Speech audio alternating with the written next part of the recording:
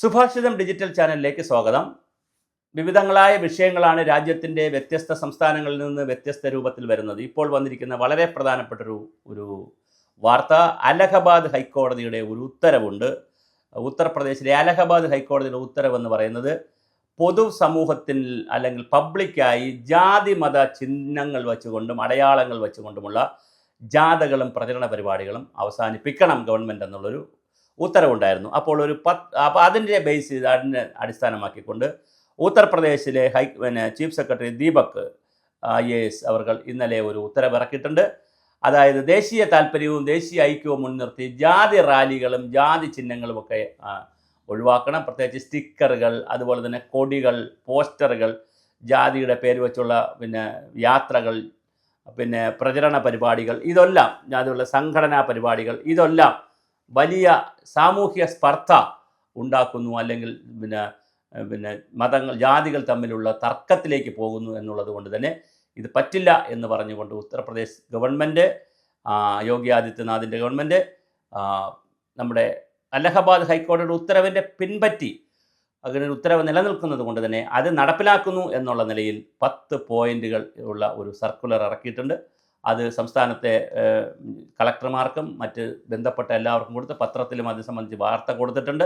അപ്പോൾ തീർച്ചയായിട്ടും ഉത്തർപ്രദേശിൽ ഇനി ജാതി വിളംബരങ്ങൾ അല്ലെങ്കിൽ ജാതി പരിപാടികൾ നടക്കും, സമ്മേളനങ്ങളൊക്കെ നടക്കുമായിരിക്കും. പക്ഷേ അതിനപ്പുറമുള്ള വളരെ പ്രചണ്ഡമായ ജാതി റാലികൾ അതുപോലുള്ള കാര്യങ്ങളൊക്കെ നടക്കാനുള്ള സാധ്യത വളരെ കുറവാണ്.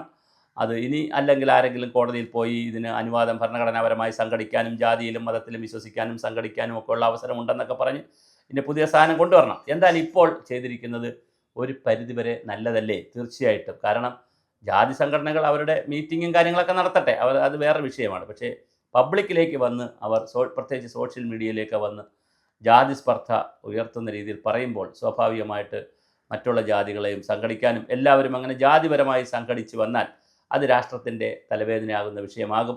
അതുകൊണ്ട് തന്നെ അലഹബാദ് ഹൈക്കോടതി വിധിയെ നമുക്ക് സ്വാഗതം ചെയ്യേണ്ടതുണ്ട്.